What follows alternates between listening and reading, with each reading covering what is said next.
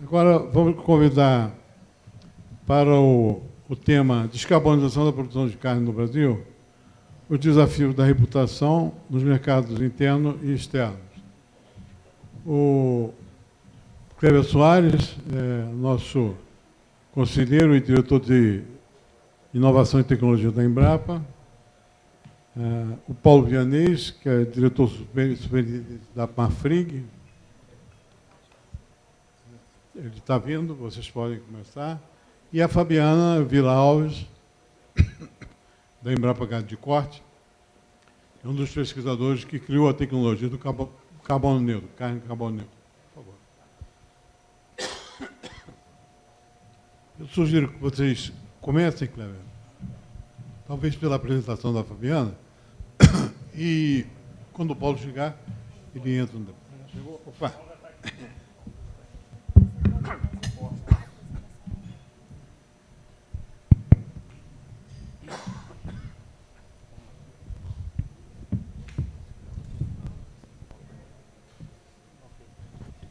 Muito boa tarde a todos.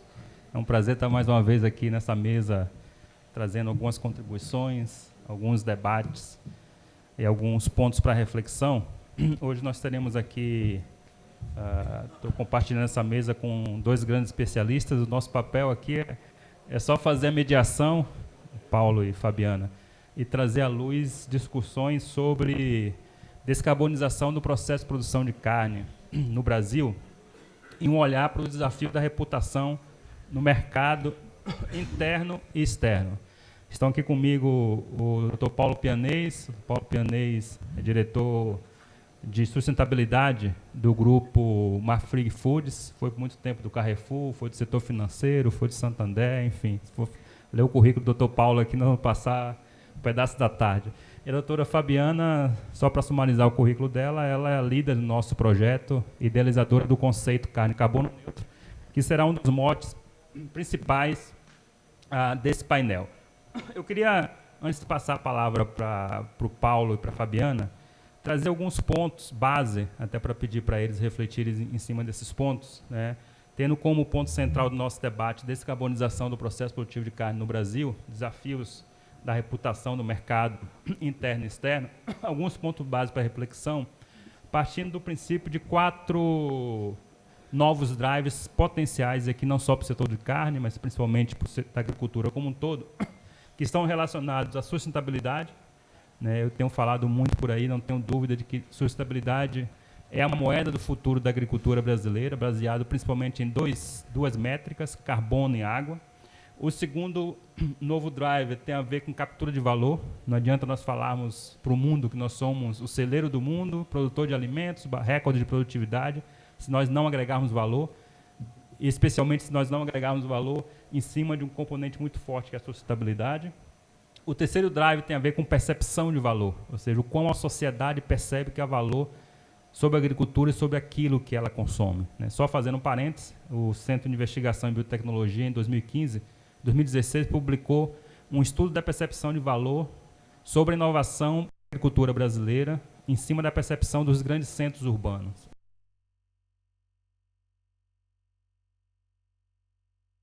E a sobre a agricultura. E olha que nós somos tudo isso que nós somos em agricultura. E a mesma percepção, quando se fez a pergunta para o setor de saúde, 82% dos brasileiros acreditam que há muita ciência, muita tecnologia brasileira sobre esse setor. E só existe, o professor Rui ali sabe muito bem disso, só existe dois únicos medicamentos feitos no Brasil, desenvolvidos no Brasil e com tecnologia 100% brasileira, né, no setor de saúde. Enquanto que na agricultura, essa pujança toda, mas a sociedade não percebe e, consequentemente, não valoriza. E o quarto pilar tem a ver com o protagonismo do consumidor, que, afinal de contas, é o nosso grande patrão. Ele que paga a conta, nós temos que estar atentos e olhando para aquilo que a sociedade e o consumidor quer. E numa dinâmica de que será cada vez mais mutável, né, a lógica e um modelo de consumo e de percepção de valor pela sociedade. Partindo daí, como eu comentei, né, para o princípio da sustentabilidade, não temos dúvidas de que os grandes indicadores serão carbono e água. O Brasil tem feito o seu trabalho de forma extremamente aplaudida, né? Nós somos aí ícone na produção, na agricultura sustentável intensiva, né? Nós batemos recorde de recordes. Esse, por exemplo, é o último indicador nosso de participação das metas do Acordo de Paris, onde, em síntese, né, entre 2010 e 2018, nós batemos uma meta em algo em torno de 77% do cumprimento das metas no que diz respeito à adoção de áreas descarbonizantes, em cima de 6 tecnologias: recuperação de áreas degradadas, plantio direto, fixação biológica de nitrogênio, floresta plantada, e LPF e manejo de resíduos animais. E, no pior cenário, em 2 anos, nós já cumprimos 68% das metas de mitigação, e no cenário moderado, né, nós não avaliamos aqui o cenário avançado, no cenário moderado, 105% das metas. Em 2019, para 2019, muito em breve, o Ministério da Agricultura, Embrapa, lançará esse relatório. A estimativa nossa é que saltamos de 100% das metas de 10 anos em apenas 9 anos. Destaque tudo isso, né, temos que estar atento de que a sociedade, o consumidor, as grandes corporações, né, e a velocidade das transformações mudam o hábito de consumo e, consequentemente, muda a agricultura. Quem diria que o McDonald's, como exemplo, né, a 54ª maior potência do mundo, não comprará mais carne de frango a partir de ovos de galinhas criadas presas a partir de 2025. Isso muda toda a forma de sistema de produção, né? Há 6, 8 meses atrás, não se falava no Brasil, né, em proteína de base vegetal para substituir hambúrguer. Essa é uma realidade. O Marfrig está aqui do nosso lado, hoje é líder no mercado, no Brasil e nas Américas, em hambúrguer de base vegetal. Há 1 ano atrás não se falava nisso, e é uma realidade. Da mesma forma, nós veremos esse modelo, né, do consumidor e da sociedade cobrando sobre outros fatores, como água, como carbono, como eficiência de produção, etc, etc. E trazendo, para concluir o meu raciocínio e passar a palavra para os meus colegas, trazendo um grande ponto para a discussão desse debate e daí?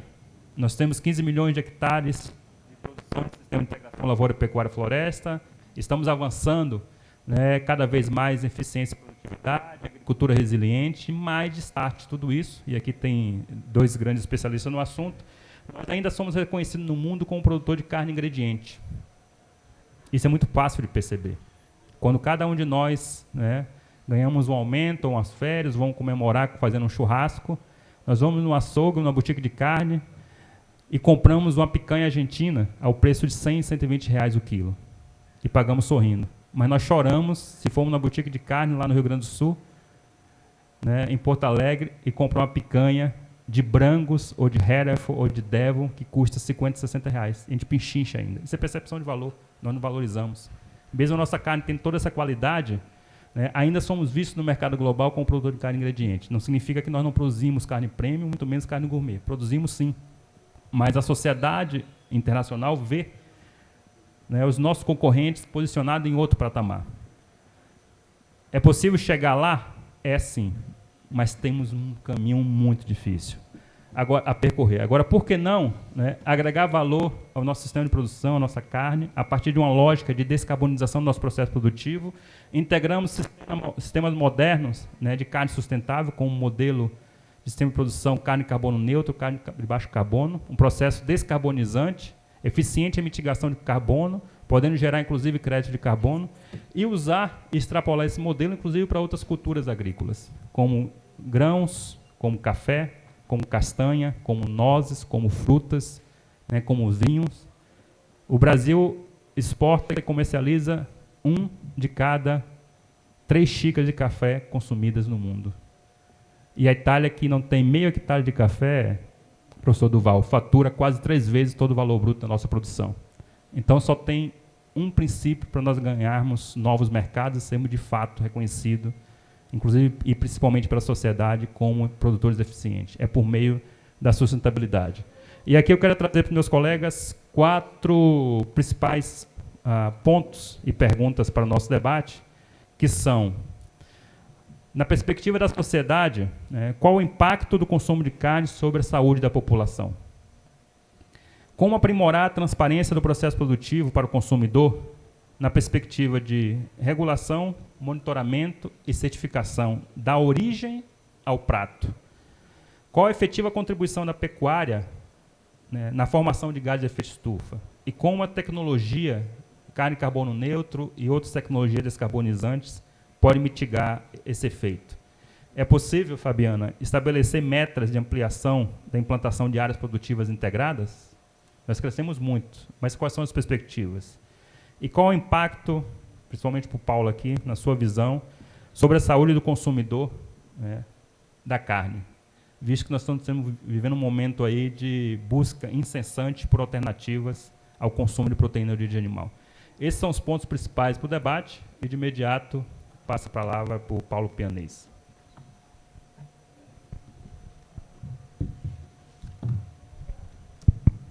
Bom, boa tarde a todos, um prazer poder trocar aqui um pouco com vocês.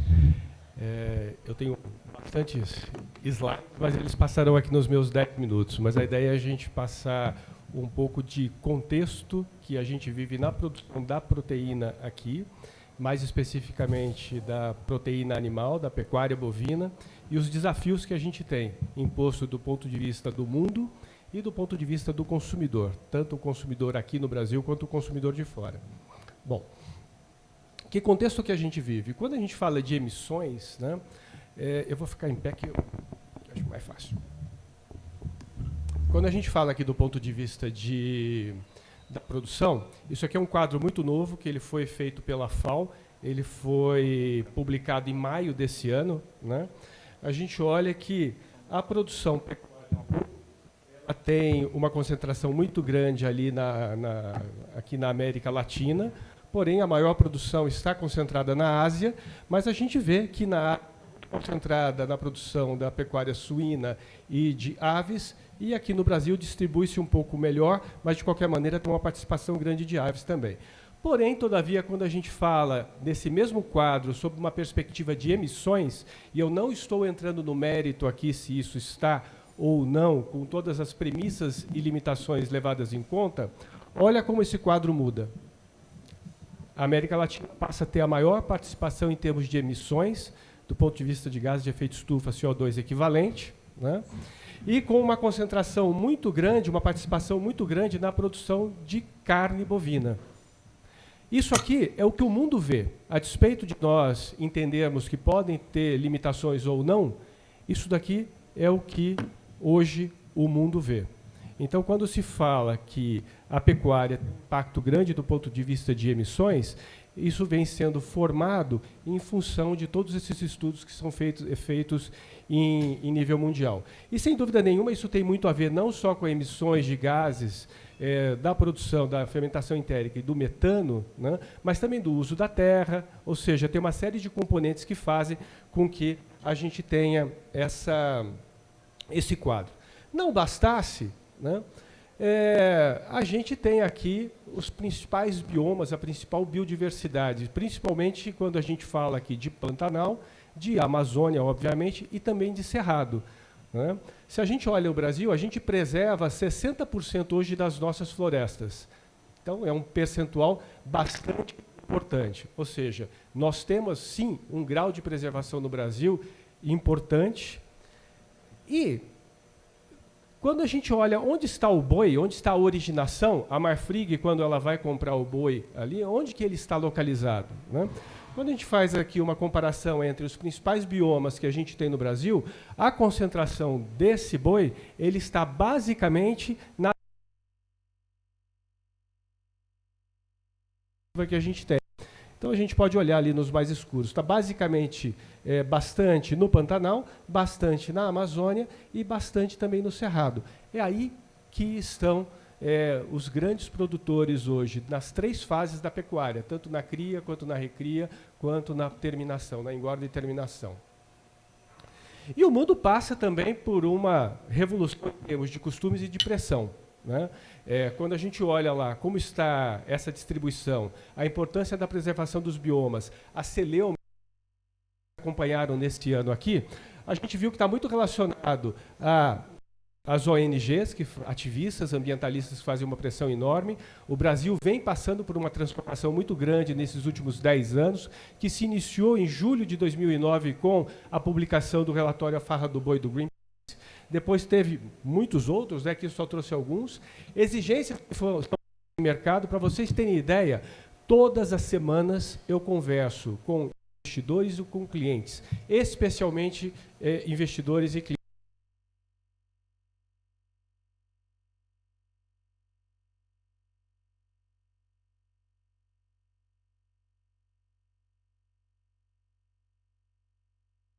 Como que vocês... Isso tem a ver com o desmatamento nesses biomas, em especial da Amazônia? Então, são questionamentos que se colocam a todo momento e que impactam, sim, não só a imagem e reputação no Brasil como produtor na pecuária, mas impacta também do ponto de vista comercial, e a gente vive isso na pele, né? A gente vê também mudanças de hábito, né? Ou seja, cada vez mais crescendo aí a proteína em base vegetal, como o Kleber falou. Isso já é uma realidade. A Marfrig é o maior produtor de hambúrguer do mundo. E hoje nós nos posicionamos fortemente também na...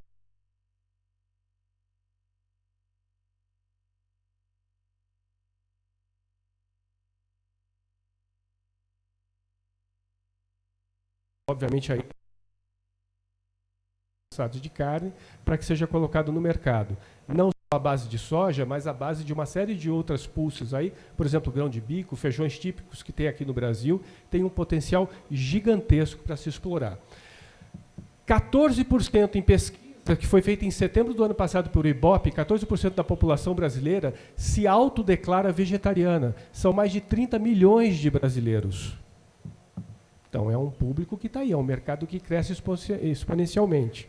Como que a gente vai dar conta desse público e fazer que os pratos sejam equilibrados da produção da pecuária bovina e, portanto, da carne, e também desse mundo novo que se abre para a proteína vegetal. E os movimentos também, né? A gente tem aqui o Meat Free Monday, que é uma coisa que está espalhando pelo mundo, que é esse chamamento à população a diminuir o consumo de carne no seu dia a dia, fazendo com que a segunda-feira seja aquele dia marcado para não se comer carne bovina. Esse é um pouco do contexto que a gente tem, né?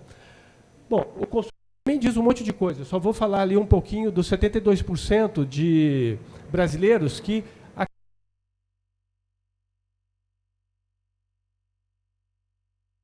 pecuária no Brasil é, sim, um vetor importante nessas questões. Só que a gente está falando de um setor que é importantíssimo, né? Essa é a participação, números de 2018, da pecuária no Brasil, né? Do PIB dos setores da agropecuária, a pecuária especificamente de corte representa quase 9%. A gente está falando de um mercado de quase 600 bilhões de reais em 2018, de um mercado que tem 214 milhões de cabeças, 44 milhões de abates no ano passado, mais de 2,6 milhões de Brasil. Esse é um pouco do contexto. A gente já cresceu muito. Se a gente olhar nos últimos... de 1990 a 2018, a produtividade no campo cresceu muito, né?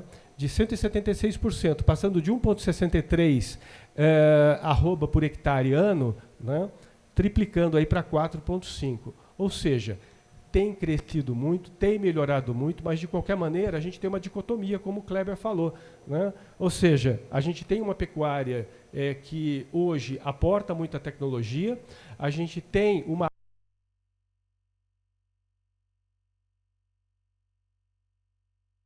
Esse é o grande desafio que a gente tem. Muito pelo contrário, a agropecuária brasileira, e principalmente as commodities de grande volume, como por exemplo soja e o próprio gado de corte, né, é visto como um grande vetor de desmatamento, um grande driver de destruição de biodiversidade. Como é que a gente faz com que isso se transforme? Tanto do ponto de vista real, porque a gente tem esse tipo de problema sim, mas não pode pegar o específico pelo todo, e como que a gente constrói uma narrativa que mude a forma como vem essa produção no Brasil, que é fundamental.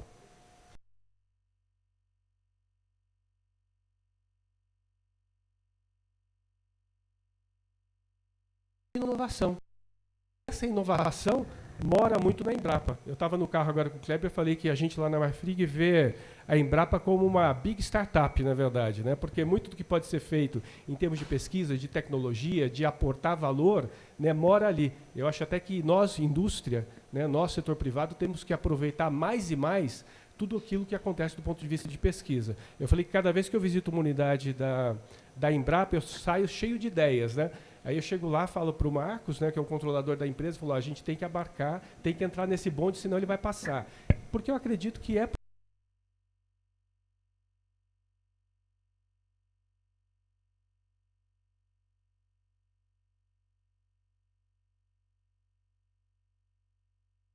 já uma realidade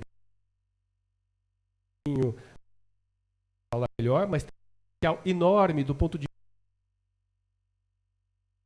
vista para se vender externo, para se vender o processado dela. Eu posso ter um corn beef, que são aquelas latinhas de carne em conserva que se consome muito na Europa, como uma corn beef carbono zero, um hambúrguer carbono zero, né? Tanto quanto daqui a pouco também no ano que vem, muito provavelmente no segundo semestre do ano que vem, a gente vai ter abaixo carbono também.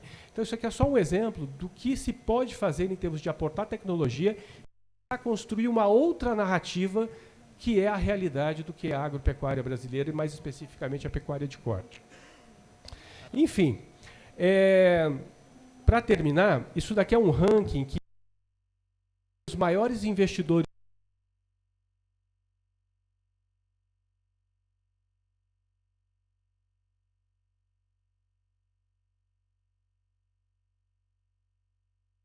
saiu a Flat 2018 e ele mede essas empresas de 9 fatores de risco. Então, vão falar de emissões, de desmatamento, de uso da água, pegada hídrica e pegada do carbono, né? Fala do uso de antibióticos, condições de trabalho, bem-estar animal, segurança alimentar, e foi agregado no ano passado um nono fator, que é proteínas sustentáveis. Proteína sustentável não é só uma proteína de base vegetal, porque ela pode ser de base vegetal e pode não ser sustentável, mas é a proteína em geral, porque a gente pode sim ter proteína animal, pode ter sim carne bovina produzida de uma maneira altamente sustentável. E o que nos deixa muito feliz que em 2018 ainda a empresa na América Latina mais bem posicionada em carne bovina é a Marfrig, que está entre as 10, na verdade está em 10º lugar, né? Estamos abaixo única e exclusivamente da Tyson Foods, que concorre com a gente em carne bovina, mas está nos Estados Unidos. E eu espero que no ano que vem a gente já tenha ultrapassado a Tyson e a gente vê BRF, JBS e Minerva ali embaixo ainda, né? Então isso daqui é para a gente começar o nosso debate um pouco da perspectiva de como está esse mercado da pecuária sob a perspectiva da sustentabilidade. Obrigado. Muito obrigado, Paulo. Doutora Fabiana, por favor.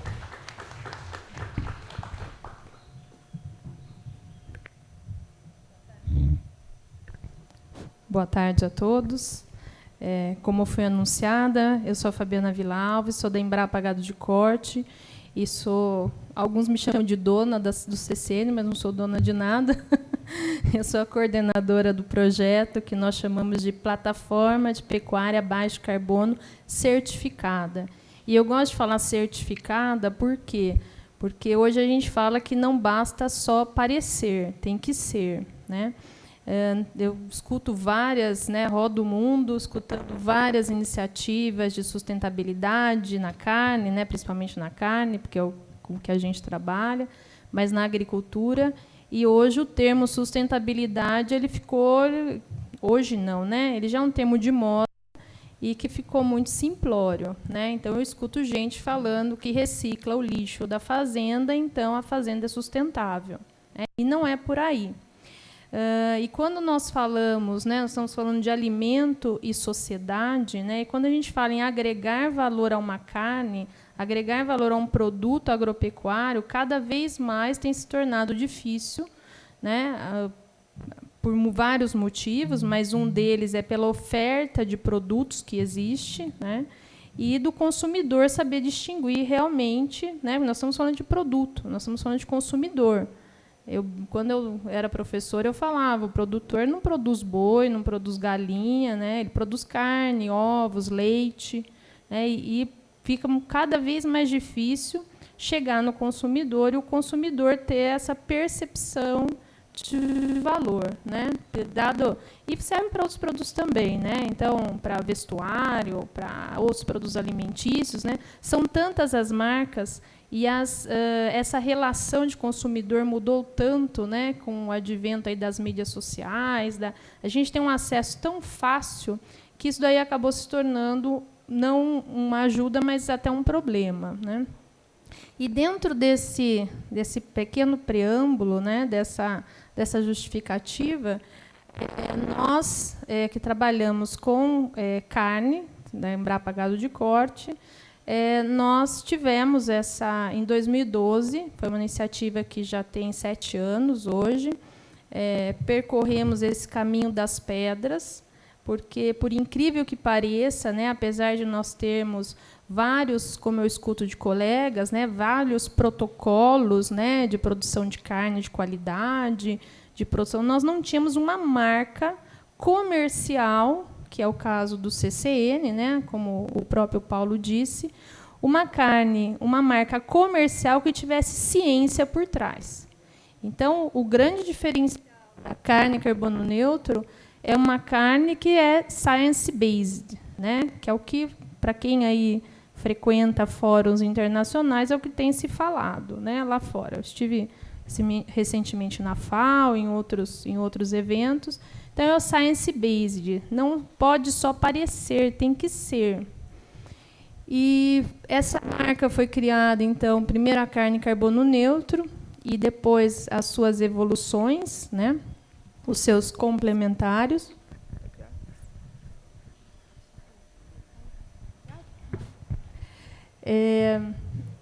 E uma carne produzida a pasto, né? Eu acho que todos, não sei se todos daqui são da área, mas nós temos que valorizar o nosso diferencial. Qual que é o diferencial de carne no Brasil? É o grass-fed beef, né? A carne produzida a pasto. Então, quando a gente vai lá no restaurante dos Estados Unidos, em Nova York, tem lá o menu de carnes, tem a carne argentina, a carne uruguaia, a carne da Austrália, carne grass-fed beef. Porque a carne dos Estados Unidos e a carne da Europa é grain-fed, né? Aquela carne em confinamento. Então, o que para nós é commodity, né? O que para nós é uma carne que a gente dá pouco valor, e aí a gente vai comprar a picanha argentina, para mercados especiais, ela acaba se tornando uma carne de nicho. Então, nós queríamos valorizar essa grass-fed beef, que era, ao contrário do que é propagado, né, e do que hoje a gente tem escutado na mídia, né, e de governos e outros, que degrada o meio ambiente. Por quê? Porque o CCN ele é embasado em sistemas em integração. Integração lavoura, pecuária, floresta. E aqui eu faço uma parênteses, né, o ILPF com F, né, que a gente brinca, o ILPF ele envolve todos os sistemas em integração. O mais conhecido é o ILP sem o F, né, integração lavoura-pecuária, e o com F, integração lavoura-pecuária-floresta, o famoso silvio-pastoril, para quem era de quando eu nasci também. Tá? Então, nós nós tínhamos esses dados, esse arcabouço de dados científicos, de emissões de carbono, que começou lá no Plano ABC, começou quando o Brasil fez os seus compromissos na COP de Paris, né? E quando nós decidimos, né, e tivemos que nos comprometer a diminuir as nossas emissões. E uma das linhas que foi adotada, não foi... eu não trouxe a minha palestra, né, só trouxe um slide hoje, mas foi o uso dos sistemas de integração, porque realmente existe um potencial enorme, tanto de neutralização, no caso, quando nós temos a árvore, quanto de mitigação, ou seja, de diminuição das emissões. Então, foi dentro desse contexto que nós tínhamos toda a ciência, né, todos os pesquisadores, uma rede grande que se chamava PECOS, um arcabouço de ciência, publicações em revistas, né, A1, revistas internacionais, projetos de pesquisa, papers. Só que isso não chegava, né, não chegava no consumidor, não chegava na sociedade. E aí a criação dessa marca, que foi, como eu disse, uma inovação, porque apesar de nós termos, né, de vários colegas, eu não tinha completado o raciocínio, mas de vários colegas dizerem que existem várias marcas para carne, né, nós temos a Angus, todas as marcas que nós tínhamos, elas eram embasadas em algum atributo, né? Então, ou era a raça, que é facilmente perceptível. Eu sei quando o animal é Angus, porque ele é vermelho ou preto, e sei quando o animal é Nelore, porque ele é branco, né? Só que quando ele tinha esse valor intrínseco, era mais difícil. E como fazer isso? Então, isso foi um caminho das pedras. Porque nós tínhamos que ter, por um lado, a ciência, e, por outro lado, uma certificação que fosse fácil de se fazer lá no campo. Né? Porque nós estamos falando de propriedades no Brasil. Não é propriedade na Europa, onde eu tenho a autocertificação, por exemplo, para quem conhece certificação de orgânico. Né?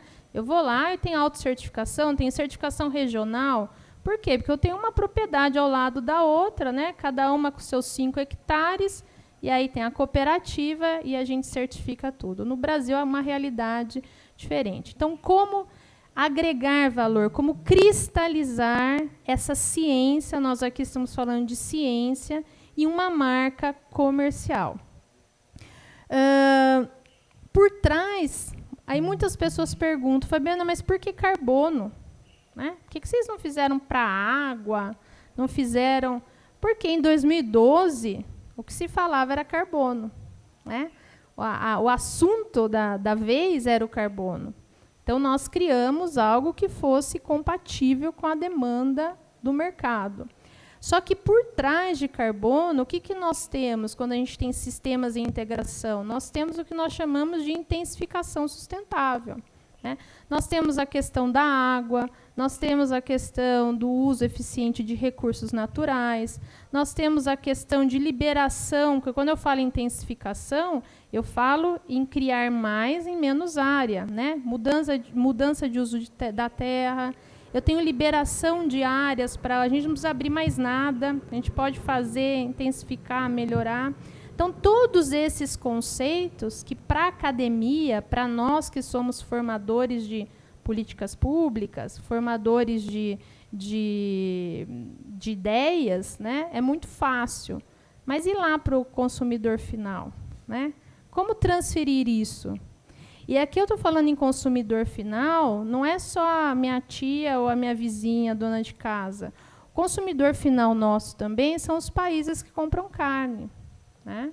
Então, esse é um consumidor final que não adiantava eu falar, olha, nós temos uma pecuária sustentável, se lá na mídia do país dele aparecia algo que não era assim. Né? Quando eu falo em carne e carbono neutro, então nós temos 3 premissas. Né? Eu tenho a questão das emissões de carbono, ou seja, a neutralização, nesse caso, e a mitigação na carne baixo carbono do metano, né, do carbono em forma de metano emitido pelos animais, e aí um cálculo que ele é muito simples, mas ele não é simplório, né?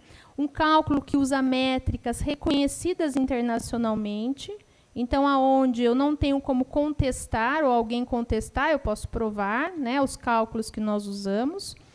E aonde também por trás disso, então eu tenho o metano, o carbono, eu tenho o bem-estar animal. O Paulo comentou aqui que 14%, né, da população se autodenomina vegetariano, e se nós formos perguntar o porquê que eles são vegetarianos, 90% diz que é porque se maltrata os animais. Então, a questão do bem-estar animal. Né? Hoje, o bem-estar animal é sine qua non. Né? E bem-estar animal é a minha área de atuação na pesquisa. Não é só ter manejo sem as mãos, curral circular, né? Bem-estar animal é muito além disso. E esses dois fatores, e um terceiro que é muito importante, que é qualidade de carne. Porque não adianta nada ter uma carne maravilhosa se ela é dura igual uma sola de sapato, né? Então, animais jovens, animais com base no novilho precoce. Então, resumidamente, a carne carbono neutro é tudo isso que eu falei para os senhores em meia hora, e que eu preciso cristalizar isso de uma forma que o consumidor, ele lá na gôndola, em 10 segundos, ele consiga olhar e falar assim, ok, isso aqui é legal, eu vou levar e vou pagar mais por isso, né? A percepção de valor.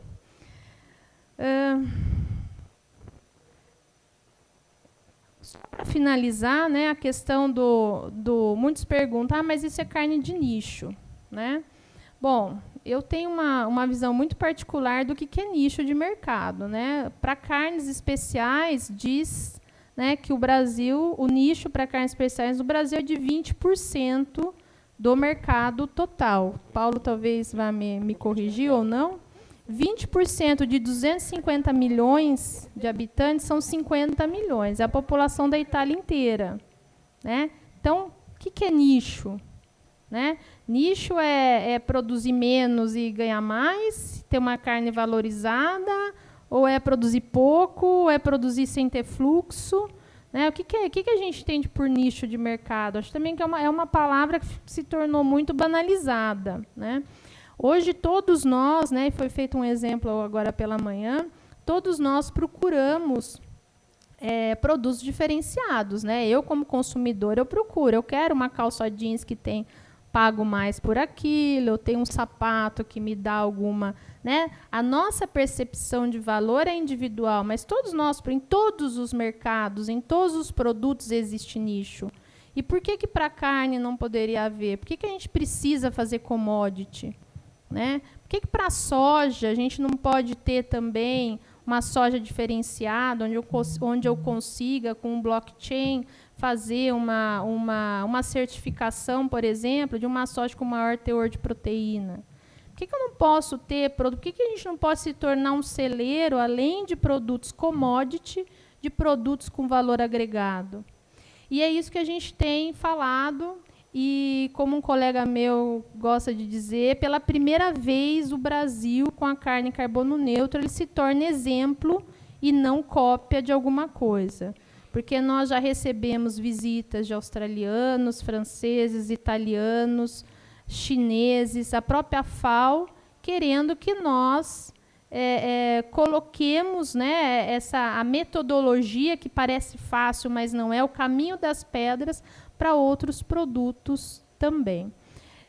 Finalizando, então, é um produto certificado, né, com princípios científicos, e onde nós começamos com a gente fez o caminho contrário, né? Começamos com o menor, né, a cerejinha do bolo CCN, para áreas em LPF, que hoje no Brasil já somam 15 milhões de hectares. Se a gente for pensar, são 160 milhões de hectares de pastagens, 40 com pastagens nativas, 120 com pastagens cultivadas.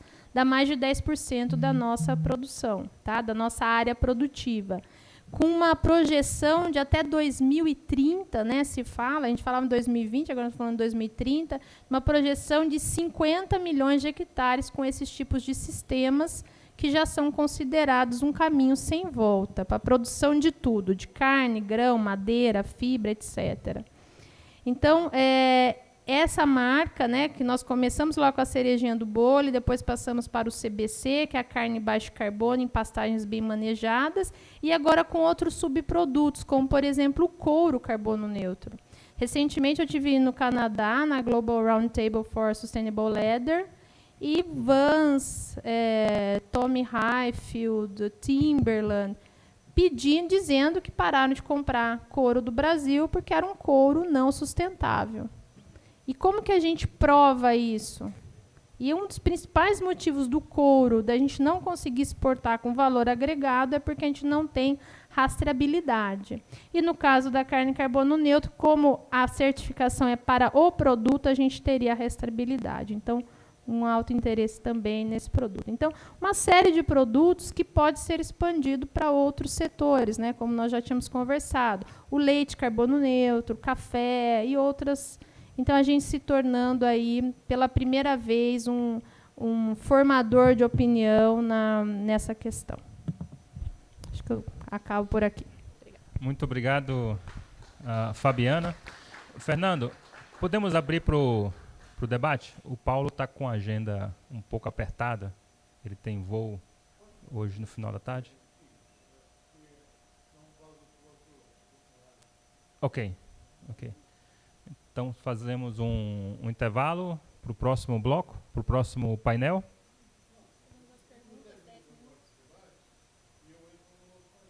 Ok, prefiro. Bom, vamos abrir então para interações com essa plateia seleta. Vejo vários especialistas aqui. Por favor, quem gostaria de se manifestar?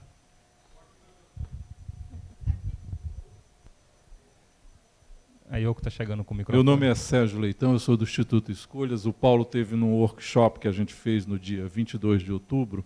A gente está fazendo um estudo que tem duas vertentes.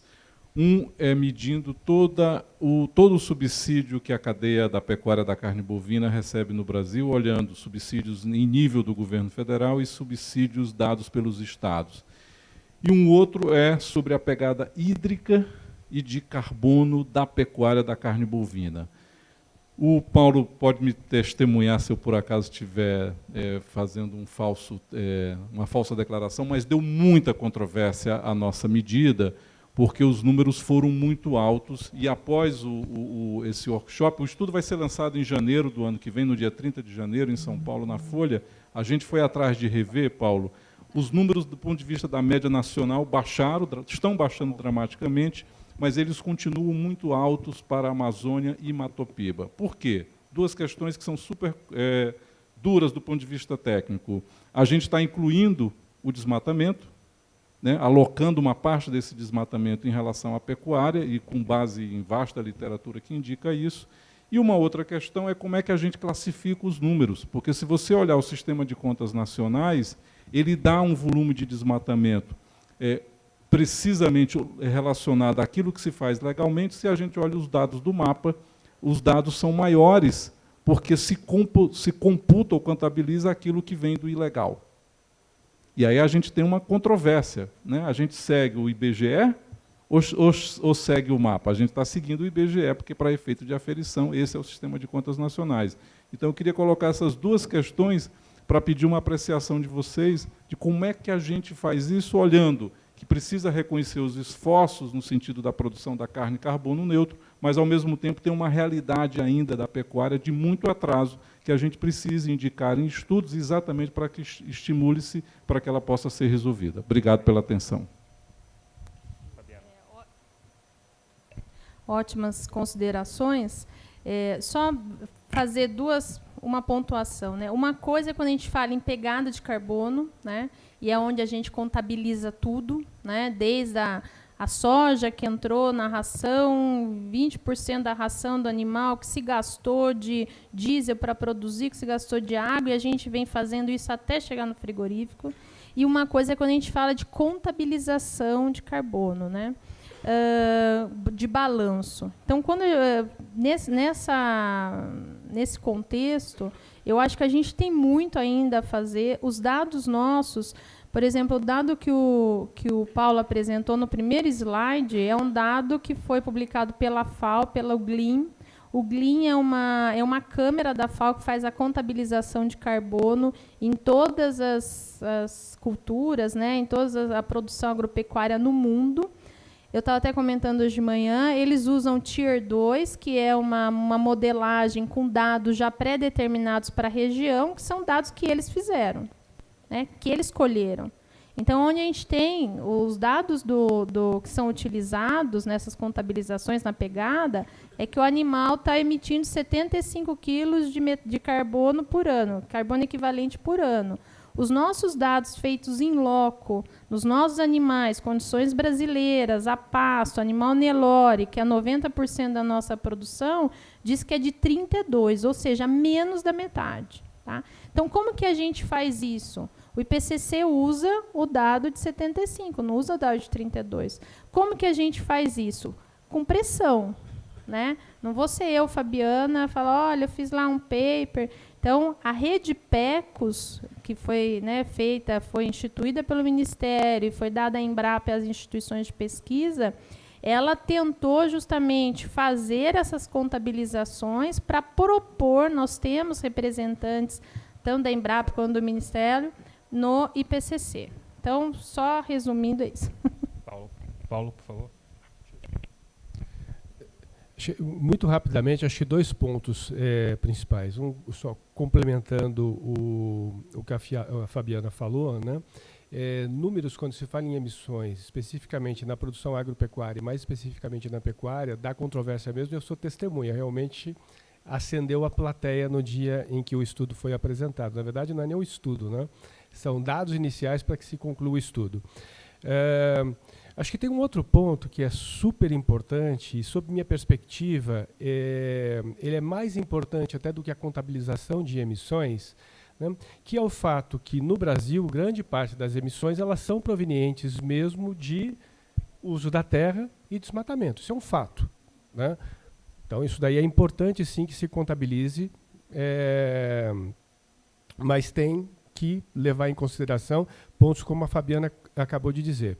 E tem um outro aspecto também, que para mim ele antecede a questão ambiental, que é a questão social.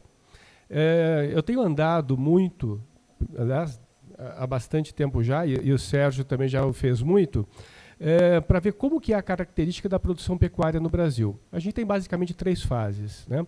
A fase mais crítica que a gente tem hoje está na cria, que é o pequeno produtor, que tem baixa tecnificação, que tem baixo acesso a recursos de financiamento, né? E que, portanto, ele tem uma propriedade que é pequena, basicamente tem umas cabeças lá que vai ser a originação para a cria que ele tem. O que acontece com esse pecuarista? O que acontece com esse pequeno produtor? Em grande medida são ex-assentados também. Estão muito presentes principalmente no norte do Mato Grosso, no sul do Pará. Eles estão nessas regiões que são regiões críticas, quando no Cerrado, próximos ali ao Matopiba também. Né? Esse produtor pequeno, sem as menores condições dessas que eu acabei de falar, ele está usando um pedaço daquele pasto ali para produzir. Aquele pasto esgotou, não tem mais solução. O que esse pequeno produtor faz? Ele desmata, ele derruba, porque ele precisa sobreviver. Ele faz isso, vende aquela madeira a preço de banana, taca fogo, pasto novo, o boi vai para aquele lugar. Né? Então isso, enquanto a gente não quebrar esse ciclo, né, a gente não vai resolver a problemática de desmatamento, na sua maioria desmatamento ilegal, vinculado à pecuária. O grande produtor hoje, que é o meu fornecedor direto, né, esse tem acesso a tudo que eu disse. Normalmente, ele está fazendo um movimento contrário, ele está recompondo e intensificando a pecuária dele, tecnificando. Agora a gente está esquecendo desses 2 outros elos, né? Que é o elo da cria, o mais crítico, e o elo da recria, que também é muito crítico. Então a gente tem que recompor a forma como a gente pensa esse tema. Obrigado, Paulo. A última intervenção, porque o horário está estourado. Eu peço desculpa aos colegas que pediram a palavra. Boa tarde, eu sou Alberto Palombo, sou secretário da Rede Interamericana de Recursos Hídricos, mas tenho suficiente tempo aqui no Brasil, e isso é culpa de Paulo Romano, que está por aí. Né? Mas, observando muitas coisas e também na questão de algumas das declarações que foram feitas aqui hoje, não é somente para esse painel, me desculpe, mas essa é a primeira intervenção que temos para debate. Estava comentando com o Fernando, que são todas intervenções muito importantes e se estabeleceram alguns one-liners, né, mas que têm uma profundidade que merece uma apreciação um pouco mais, digamos, detalhada. A primeira questão é, inclusive, a declaração que fez a ministra hoje de manhã, de que nós tínhamos que tirar o agricultor brasileiro do século XX e colocar ele no século XXI.